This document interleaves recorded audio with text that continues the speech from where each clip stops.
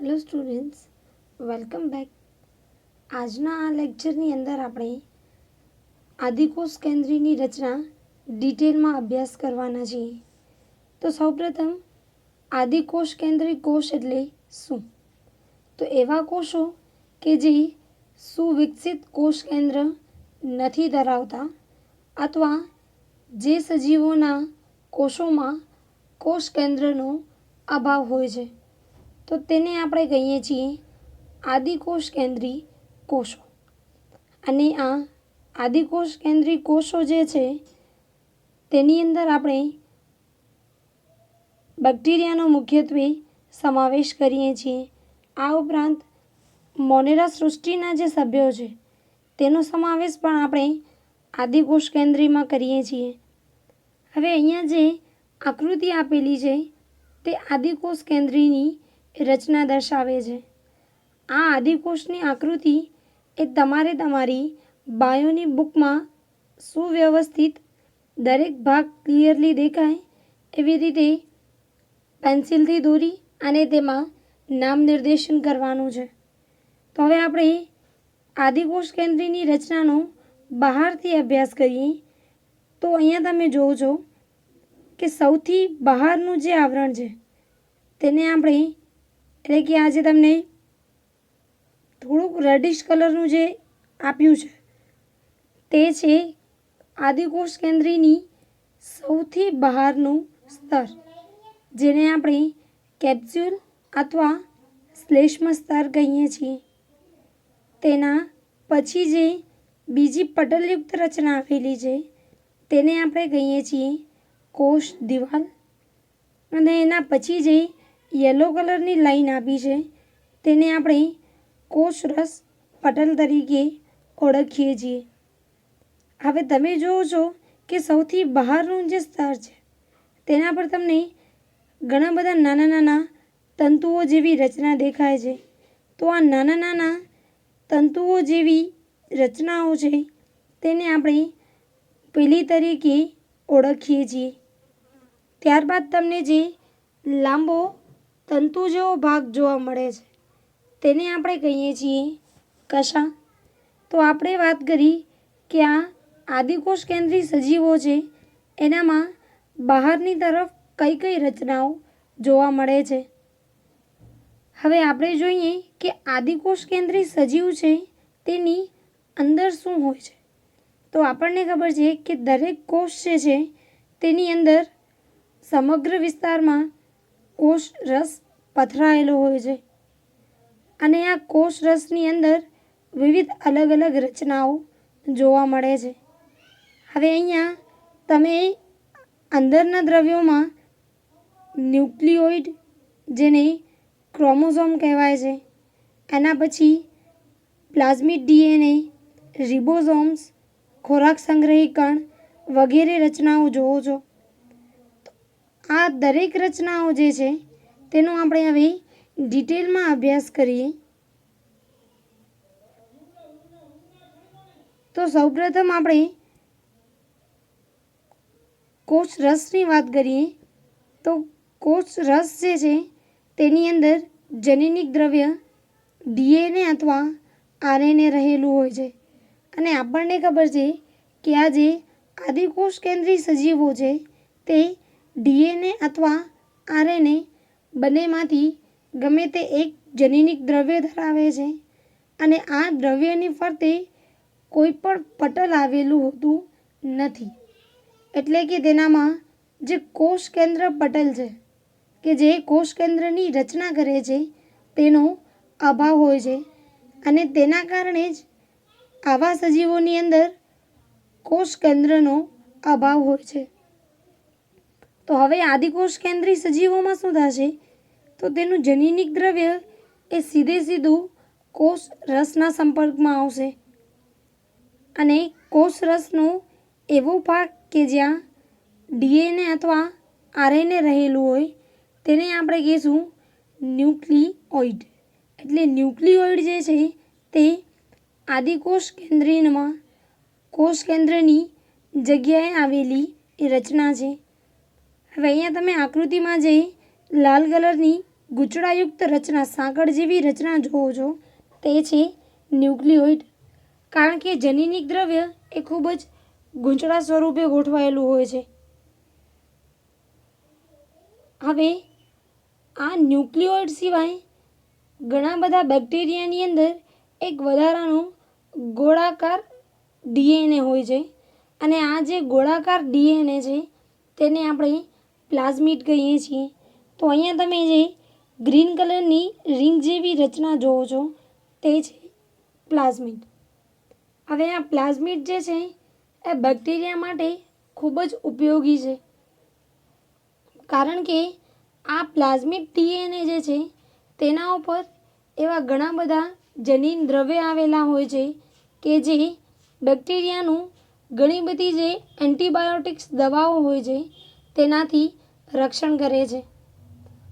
ધારો કે કોઈ એક બેક્ટેરિયા પાસે આપણે જે પેનિસિલિન એન્ટીબાયોટિક લઈએ છીએ તે પેનિસિલિનના અવરોધન માટેનો જનીન જે છે એ તે બેક્ટેરિયા પાસે છે. તો હવે આપણે જે પેનિસિલિન એન્ટીબાયોટિક નાખી છે તે આ બેક્ટેરિયા પર કંઈ પણ અસર નહીં કરે અને આ બેક્ટેરિયા જે છે આ આવી પેનિસિલિન એન્ટીબાયોટિક જેવી દવાની હાજરીમાં પણ જીવંત રહેશે. તો આ પ્લાઝમિડ ડીએનએ જે છે એ બેક્ટેરિયા પોતે જીવંત રહી શકે તે માટે ખૂબ જ અગત્યનું છે. આ સિવાય આપણે આદિકોષ કેન્દ્રીની રચના જોઈએ તો આદિકોષ કેન્દ્રી સજીવોમાં કોષ દિવાલ અને કોષ રસ પટલ હાજર હોય છે.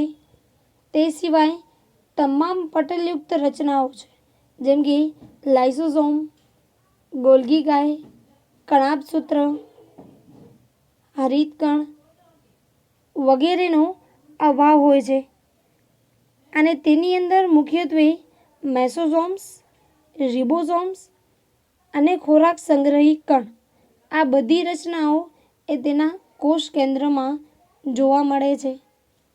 આ પૈકી જે મેસોસોમ્સ છે તે માત્ર આદિકોષ કેન્દ્રી સજીવો જે છે તેમાં જોવા મળે છે, એટલે આપણે આ મેસોસોમ્સને આદિકોષ કેન્દ્રીનું વિશેષ લક્ષણ કહીએ છીએ. હવે આપણે આદિકોષ કેન્દ્રી સજીવનો ડિટેલમાં અભ્યાસ કરીએ તો તેમાં આપણે સૌથી બહારની રચનાઓ પહેલાં જોઈએ તો બહાર જે છે આવરણ આવેલા છે, કોષની ફરતે જે આવરણ છે તેને આપણે કોષીય આવરણ કહીએ છીએ. અને આ જે આદિકોષ કેન્દ્રી સજીવો છે એનામાં ટોટલ 3 કોષીય આવરણ જોવા મળે છે, જેમાં સૌથી બહારનું આવરણ છે ગ્લાયકોકેલિક્સનું આવરણ, ત્યારબાદ બીજું સ્તર છે કોષ દિવાલ અને ત્યારબાદ સૌથી અંદરનું સ્તર છે કોષ રસ પટલ અથવા જેને આપણે કોષ રસ સ્તર તરીકે પણ ઓળખીએ છીએ.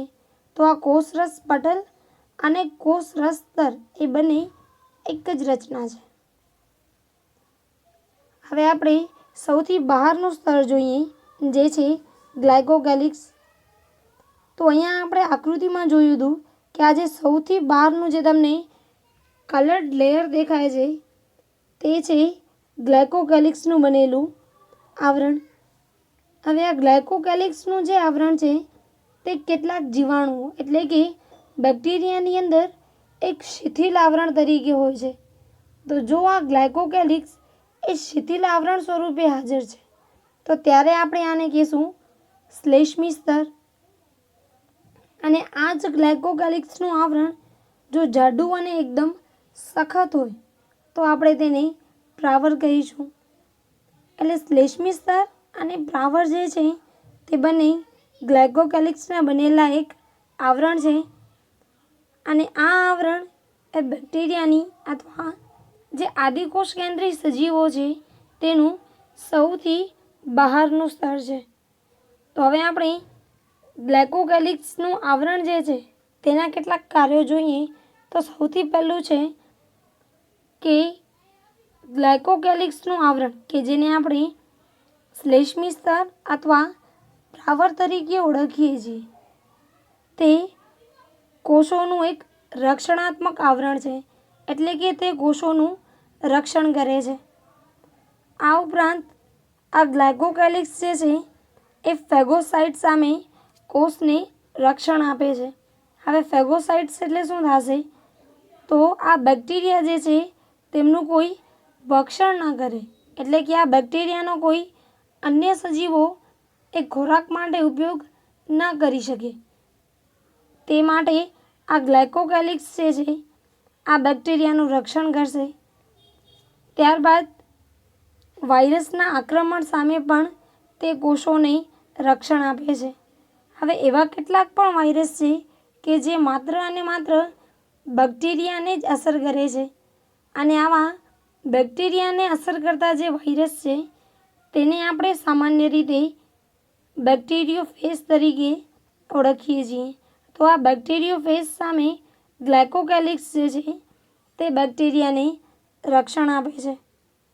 હવે આપણે બીજું સ્તર જોઈએ તો તે છે કોષ દિવાલ. હવે આદિકોષ કેન્દ્રી સજીવો જે છે તેનામાં કોષ દિવાલ એ મુખ્યત્વે પેપ્ટિડોગ્લાયકેનની બનેલી હોય છે. હવે કેટલાક બેક્ટેરિયા એવા છે જેમાં પેપ્ટિડોગ્લાયકેનનું જે સ્તર છે તે જાડું હોય છે, અને કેટલાક બેક્ટેરિયાની કોષ દિવાલમાં આ પેપ્ટિડોગ્લાયકેનનું જે સ્તર છે તે પાતળું હોય છે. હવે આ કોષ દિવાલ એ ગ્લાયકોકેલિક્સનું આવરણ અને કોષરસ સ્તર આ બંનેની વચ્ચે આવેલું મધ્ય સ્તર છે. અને આ કોષ દિવાલ જે છે એના આપણે કાર્યો જોઈએ તો કોષ દિવાલ જે છે તે અણુકીય ચારણી તરીકે ઓળખાય છે, એટલે કે તે માત્ર ચોક્કસ અણુઓ જે છે તેને જ કોષની અંદર આવવા અનુમતિ આપે છે, એટલે કે તે અણુઓને ચાળે છે. તો આ કોષ દિવાલમાંથી માત્ર એવા જ અણુઓ પસાર થઈ શકે કે જે કોષ માટે આવશ્યક હોય છે. એટલે આ કોષ દિવાલ જે છે તે અણુના પ્રવેશ નિયંત્રક તરીકે કાર્ય કરે છે, એટલે કે ટૂંકમાં તે દરેક અણુઓને અંદર આવવા નહીં દે, માત્ર ચોક્કસ અણુઓને જ અંદર આવવા દે છે. હવે અહીંયા તમારે આ એક વસ્તુ ખાસ યાદ રાખવાની છે કે કેટલાક આદિકોષ કેન્દ્રી સજીવો છે તેમાં કોષ દિવાલ જે છે તેનો અભાવ હોય છે. તો આવા સજીવોને એક ઉદાહરણ છે માઇકોપ્લાઝ્મા, કે જેની અંદર માત્ર ગ્લાયકોકેલિક્સનું આવરણ અને ત્યારબાદ સીધું કોષરસ પટલ આવેલું હોય છે. હવે આપણે સૌથી અંદરનું એટલે કે તૃતીય સ્તર જોઈએ તો તે છે કોષરસ સ્તર અથવા કોષરસ પટલ. હવે કોષરસ પટલ જે છે તે અર્ધ પ્રવેશશીલ પ્રકૃતિ ધરાવે છે, એટલે કે જે અણુઓ કોષ દિવાલમાંથી પસાર થઈને આવ્યા છે તેમાંથી પણ કોષની અંદર ચોક્કસ અણુઓ જ અંદર પ્રવેશી શકે તેનું નિયંત્રણ આ કોષરસ સ્તર દ્વારા થાય છે. અને આ કોષરસ સ્તર એ બહારના વાતાવરણ સાથે આંતરક્રિયા કરે છે. અને આ કોષરસ પટલ જે છે એનું વિસ્તૃતીકરણ, એટલે કે કોષરસ પટલ જે છે એ થોડીક વિસ્તૃત થશે, અને એનો જે વિસ્તૃત થયેલો ભાગ છે તેનામાંથી મેસોઝોમ્સ નામની રચના ઉત્પન્ન થાય છે, કે જે આદિકોષ કેન્દ્રીની મુખ્ય વિશેષતા છે. હવે આપણે કોષરસ સ્તરના કાર્યો વિશે જોઈએ તો સૌપ્રથમ કોષરસ સ્તર જે છે તે પસંદગીમાન પ્રવેશશીલ પટલ તરીકે કાર્ય કરે છે, એટલે કે તે કેટલાક અણુઓને અંદર આવવા દે છે અને કેટલાક અણુઓને બહાર જવા દે છે. એટલે કે અંદર અને બહાર આવનાર અણુ જે છે તે ચોક્કસ હોય છે. ગમે તે અણુ અંદર નથી આવી શકતા અને ગમે તે અણુ બહાર નથી જઈ શકતા. તો આ અણુઓનું પ્રવેશ કરવો અને કોષમાંથી બહાર જવું એ બંને કોષરસ પટલ દ્વારા નિયંત્રિત થાય છે. આ ઉપરાંત કોષરસ દર એ શક્તિના ઉત્પાદન માટે પણ ખૂબ જરૂરી છે, કારણ કે આ કોષરસ પટલ જે છે તે જ્યારે શ્વસનની ક્રિયા થતી હોય, એટલે કે જ્યારે આપણે લીધેલા પદાર્થોમાંથી એટીપીનું નિર્માણ થાય છે, તે ક્રિયા દરમિયાન જે એડીપી એટલે કે એડેનોસાઇન ડાયફોસ્ફેટ એનું રૂપાંતરણ એટીપી એટલે કે એડેનોસાઇન ટ્રાયફોસ્ફેટની અંદર થાય, તે માટેનું સ્થાન જે છે તે કોષરસ સ્તર છે. ત્યારબાદ એનું ત્રીજું કાર્ય છે બાહ્યકોષીય પોલિમરના ઉત્પાદનમાં. હવે અહીંયા બાહ્યકોષીય પોલિમર એટલે કે કોષની બહારનું જે સ્તર છે તેની અંદર જે પોલિમર આવેલા છે તે પોલિમર એટલે કે ઘણા બધા મોનોમરનું સંયોજન. તો બહારના આવરણ એટલે કે જે કોષ દિવાલ આને પ્રાવર છે, તે માટે જરૂરી પોલિમરનું સંશ્લેષણ જે છે તે મુખ્યત્વે કોષરસ સ્તર જે છે એની અંદર જે ઉત્સેચકો હાજર છે તેના દ્વારા થાય છે.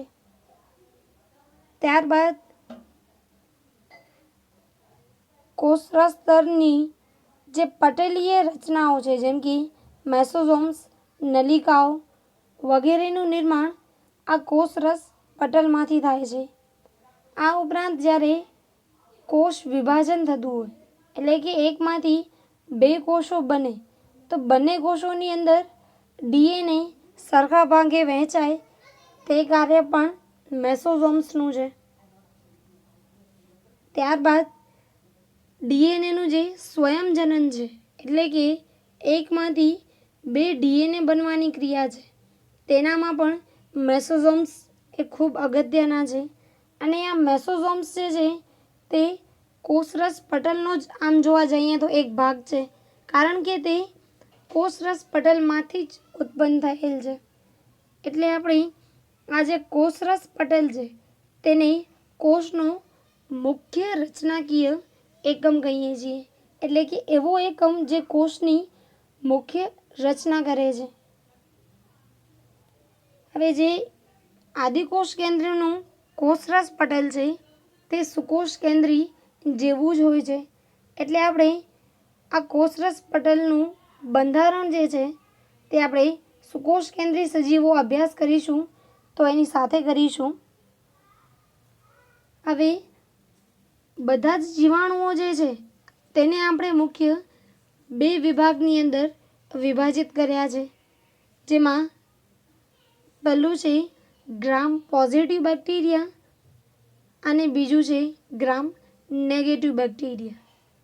તો હવે આના માટે એક ગ્રામ સ્ટેનિંગ કરીને પદ્ધતિ આવે છે, જે ગ્રામ્સ નામના વૈજ્ઞાનિકે ડિસ્કવર કરી હતી. હવે આ પ્રમાણે આપણને પહેલાં શું કરવું પડે, તો બેક્ટેરિયા જે છે એને સ્લાઇડ ઉપર લઈ અને તે સ્લાઇડને બર્નરમાંથી માત્ર 2 થી 3 વખત પસાર કરવાની હોય છે. અહીંયા સ્લાઇડ જે છે જેની ઉપર તમે બેક્ટેરિયા નાખ્યા છે તેને ગરમ નથી કરવાની, પણ જે બર્નરની જ્યોત હોય તેનામાંથી માત્ર 2 થી 3 વખત પસાર કરવાની છે. તો આ પ્રોસેસને આપણે કહીએ છીએ હીટ ફિક્સ. તો હવે આ હીટ ફિક્સ થયેલી જે સ્લાઇડ છે તેના પર આપણે ક્રિસ્ટલ વાયોલેટ નામનું એક અભિરંજક છે, કેમિકલ છે, તે નાખીએ છીએ અને તેને થોડીવાર રહેવા દઈએ છીએ. ત્યારબાદ આ ક્રિસ્ટલ વાયોલેટ જે છે તે સ્લાઇડ ઉપરથી કાઢી અને સ્લાઇડ ઉપર બીજો અભિરંજક, બીજો કેમિકલ ગ્રામ્સ આયોડિન ઉમેરવાનું હોય છે, તેને થોડીવાર રહેવા દેવાનું હોય છે. ત્યારબાદ ફરી ગ્રામ્સ આયોડિનને કાઢી અને તેનામાં ઇથેનોલ અથવા એસિટોન ઉમેરવાનું હોય છે. ત્યારબાદ તેને કાઢી અને તેના પર સેફ્રેનિન જે એક કેમિકલ છે તે ફરી પાછું ઉમેરવાનું હોય છે. અને પછી આ માઇક્રોસ્કોપને પાણીથી વોશ કરી અને માઇક્રોસ્કોપમાં જોવાની હોય છે. તો હવે અહીંયા જો બેક્ટેરિયા ગ્રામ પોઝિટિવ હશે તો તમને માઇક્રોસ્કોપમાં પર્પલ અથવા બ્લુ કલરના દેખાય છે. એટલે બ્લુ કલર અથવા પર્પલ જે છે તે તમને ગ્રામ પોઝિટિવ બેક્ટેરિયા સૂચવે છે, અને જે પિંક કલરના દેખાય છે તે ગ્રામ નેગેટિવ બેક્ટેરિયા છે. હવે આ પદ્ધતિની અંદર થાય શું છે તો તમે આકૃતિમાં જોવો છો તો પહેલાં બંને એટલે કે ગ્રામ પોઝિટિવ અને ગ્રામ નેગેટિવ બંને બેક્ટેરિયા એ રંગ વિહીન છે. હવે જ્યારે તમે ક્રિસ્ટલ વાયોલેટ અભિરંજક નાખો છો ત્યારે આ અભિરંજકનું બંને બેક્ટેરિયા દ્વારા શોષણ થાય છે, અને આ ક્રિસ્ટલ વાયોલેટ એ બ્લુ રંગનું અભિરંજક છે. એટલે બેક્ટેરિયા જે છે તે બ્લુ રંગના દેખાય છે. ત્યારબાદ એની અંદર જ્યારે તમે આયોડિન ઉમેરો છો તો આયોડિન એ બેક્ટેરિયાના અંદર રહેલ ક્રિસ્ટલ વાયોલેટ સાથે પ્રક્રિયા કરી અને તેને પર્પલ કલરમાં કન્વર્ટ કરે છે. હવે જ્યારે તમે એના પર ઇથેનોલ કે એસિટોન ઉમેરો છો તો તે એક ડીકલરાઇઝર એટલે કે કલર કાઢનાર દ્રવ્ય તરીકે કામ કરે છે. તો હવે અહીંયા ગ્રામ પોઝિટિવ બેક્ટેરિયા જે છે તેની જે કોષ દિવાલ છે તે શેની બનેલી હોય છે? આપણે આગળ કોષ દિવાલમાં જોયું કે બેક્ટેરિયાની જે કોષ દિવાલ છે તે પેપ્ટિડોગ્લાયકેનની બનેલી છે. હવે જો આ ગ્રામ પોઝિટિવ બેક્ટેરિયા જે છે તેની કોષ દિવાલ છે તેનામાં પેપ્ટિડોગ્લાયકેન જે છે એનું એક જાડું સ્તર આવેલું હોય છે, જ્યારે ગ્રામ નેગેટિવ બેક્ટેરિયા છે તેની અંદર પેપ્ટિડોગ્લાયકેનનું પાતળું લેયર હોય છે. તો જ્યારે તમે ડીકલરાઇઝર ઉમેરો છો તો આ ડીકલરાઇઝર એ જાડી જે પેપ્ટિડોગ્લાયકેનની દિવાલ ધરાવતા બેક્ટેરિયા છે એટલે કે ગ્રામ પોઝિટિવ તેનામાંથી કલર કાઢી શકતા નથી, એટલે કે તેની અંદર પર્પલ કલર એમને એમ રહે છે. જ્યારે તમે પાતળી પેપ્ટિડોગ્લાયકેનની દિવાલ ધરાવતા ગ્રામ નેગેટિવ બેક્ટેરિયા પર આ ડીકલરાઇઝર નાખો છો તો ત્યારે તેનામાંથી આ જે ક્રિસ્ટલ વાયોલેટ અને આયોડિનનું જે કોમ્પ્લેક્સ બન્યું છે તે કોમ્પ્લેક્સ આ બેક્ટેરિયાના શરીરમાંથી બહાર નીકળે છે અને બેક્ટેરિયા પાછા રંગ વિહીન બને છે. એટલે આ સ્ટેપ સુધી ગ્રામ પોઝિટિવ બેક્ટેરિયા એ પર્પલ કલરના છે, જ્યારે ગ્રામ નેગેટિવ બેક્ટેરિયા એ ફરી પાછા રંગ વિહીન છે. એટલે કે હવે જ્યારે તમે બીજું કોઈ કેમિકલ નાખશો તો ગ્રામ નેગેટિવ બેક્ટેરિયા એ તેનું શોષણ કરી શકશે, પરંતુ ગ્રામ પોઝિટિવ નહીં કરી શકે. હવે એના પછીનો આપણો સ્ટેપ શું છે તો આપણે તેમાં સેફ્રેનિન ઉમેરીએ છીએ. તો સેફ્રેનિન જે છે તે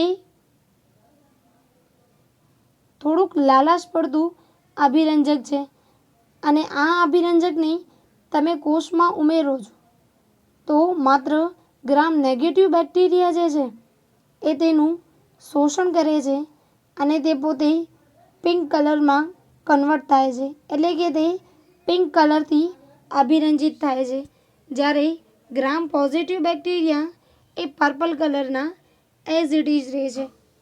એટલે જ્યારે તમે માઇક્રોસ્કોપમાં આ ગ્રામ સ્ટેનિંગ પછી બેક્ટેરિયાને જોવો છો તો ગ્રામ પોઝિટિવ બેક્ટેરિયા જે છે તે પર્પલ કલરના અને ગ્રામ નેગેટિવ બેક્ટેરિયા જે છે તે તમને પિંક કલરના દેખાય છે. હવે આપણે અત્યાર સુધી જોઈ કે આદિકોષ કેન્દ્રી જે છે એનામાં કોષીય આવરણ કયા કયા છે.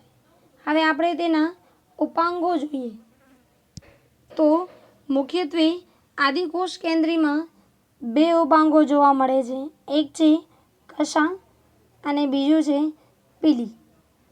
હવે કશા જે છે તે એક લાંબા તંતુ જેવી રચના છે. અહીંયા તમે આકૃતિમાં જોવો છો તો અહીંયા જે સ્પ્રિંગ જેવી તમને રચના દેખાય છે એક તંતુ જેવી, તે છે આદિકોષ કેન્દ્રીની કશા. તો હવે આ કશા જે છે એનું મુખ્ય કાર્ય છે કે તે બેક્ટેરિયાના હલનચલન માટે જવાબદાર છે. એટલે જે બેક્ટેરિયાઓ કશા ધરાવે છે તેને આપણે ચલિત બેક્ટેરિયા કહીએ છીએ, જ્યારે જે બેક્ટેરિયા કશા નથી ધરાવતા તેને આપણે અચલિત બેક્ટેરિયા કહીએ છીએ. તો હવે આ કશા જે છે તે કોષ દિવાલમાંથી ઉદ્ભવેલી એક પાતળી તંતુમય રચના છે. તો અહીંયા તમારે ખાસ વસ્તુ યાદ રાખવાની છે કે કશા જે છે તે કોષ દિવાલ એટલે કે મધ્ય સ્તરમાંથી ઉત્પન્ન થતી રચના છે. હવે જો આપણે કશાની રચના જોઈએ તો કશા એ મુખ્યત્વે 3 ભાગોની બનેલી રચના છે. એક છે તલકાય, બીજો અંકુશ અને ત્રીજો તંતુ. અહીંયા તમે આકૃતિમાં જોવો છો તો નીચે જે તમને ગ્રીન કલરનું ભાગ આપ્યું છે તે છે તલકાય. ત્યારબાદ ઉપરની તરફ જે એક સ્ટ્રેટ લાઇન છે તે છે અંકુશ અને ઉપરનું જે સ્પ્રિંગ જેવી રચના છે તે છે અંકુશ. તો હવે આ ગ્રીન કલરની રચના જે છે તે કોષ દિવાલની અંદર સ્થાપિત થયેલી હોય છે અને આ રચના જે છે તે ક્લોકવાઇઝ કે એન્ટી ક્લોકવાઇઝ ફરે છે. તો એની સાથે સાથે જ એની ઉપર જે તંતુ જોડાયેલો છે તે તંતુનું પણ હલનચલન થાય છે. તો આવી રીતે આ કશા જે છે એ હલનચલન કરશે અને સાથે સાથે તે બેક્ટેરિયાનું પણ હલનચલન કરાવશે. તો આ તંતુ જે છે તે એક પોલો નળાકાર ભાગ છે, જે આપણે આકૃતિમાં આગળ જોયું, જે આપણને બહારની તરફ દેખાય છે તે કશાનું તંતુ છે, જે ફ્લેજેલિન નામના પ્રોટીનનું બનેલું હોય છે. ત્યારબાદ છે પીલી અને ફિમ્બ્રી. તો પીલી જે છે તે એક નળાકાર સંરચના છે અને પીલી પણ એક પ્રોટીનની બનેલી રચના છે અને આ પ્રોટીન છે પીલિન, કે જે પીલીની રચના કરે છે. અને આ પીલી જે છે તે મુખ્યત્વે સંયુગ્મનની જે પ્રક્રિયા છે, એટલે કે જ્યારે બેક્ટેરિયા લિંગી પ્રજનન કરે છે ત્યારે તેઓ શું કરે છે તો પોતાનું જે જનીનિક દ્રવ્ય છે તેની અદલાબદલી કરે છે. તો આ અદલાબદલી માટે 2 બેક્ટેરિયાનું જોડાણ થવું જરૂરી છે. તો આ બંને બેક્ટેરિયાઓ આ જે પીલી રચના આવેલી છે તેના દ્વારા એકબીજા સાથે જોડાય અને પોતાના જે જનીનિક દ્રવ્યની અદલાબદલી કરવાનું કાર્ય છે તે કરે છે. ત્યારબાદ છે ફિમ્બ્રી. તો ફિમ્બ્રી એક નાનું તંતુ જેવી રચના છે અને આ ફિમ્બ્રી જે છે તે કોષની સપાટી પર ઘણી બધી સંખ્યામાં જોવા મળે છે. પીલી પણ વધારે સંખ્યામાં જોવા મળે છે, જ્યારે કશા એ લગભગ સુધી 1 અથવા 2ની સંખ્યામાં હોય છે. ફિમ્બ્રી જે છે એ મુખ્યત્વે જે આદિકોષ કેન્દ્રી કોષ છે તેનું આધાર સાથે સ્થાપનમાં મદદ કરશે. એટલે બેક્ટેરિયા જે છે એને જો કોઈ એક જગ્યાએ સ્થાયી થવું છે તો તે પોતાની ફિમ્બ્રીનો ઉપયોગ કરી અને તે આધાર પર સ્થાપિત થઈ શકે છે. તો આજના લેક્ચરની અંદર આપણે આદિકોષ કેન્દ્રીની મુખ્ય કોષીય આવરણ અને કોષીય ઉપાંગો વિશે અભ્યાસ કર્યો અને નેક્સ્ટ લેક્ચરની અંદર આપણે આદિકોષ કેન્દ્રીની અન્ય રચનાઓ મેસોઝોમ્સ, રિબોઝોમ્સ અને સૂક્ષ્મકાય રચનાઓ વિશે અભ્યાસ કરીશું. આજનું આ તમારું હોમવર્ક. આ હોમવર્કની સાથે સાથે આપણે જે આગળ આદિકોષ કેન્દ્રી કોષની આકૃતિ જોઈ તે આકૃતિ પણ દોરવાની છે અને આ હોમવર્ક તમારે કમ્પલસરી મોકલવાનું છે.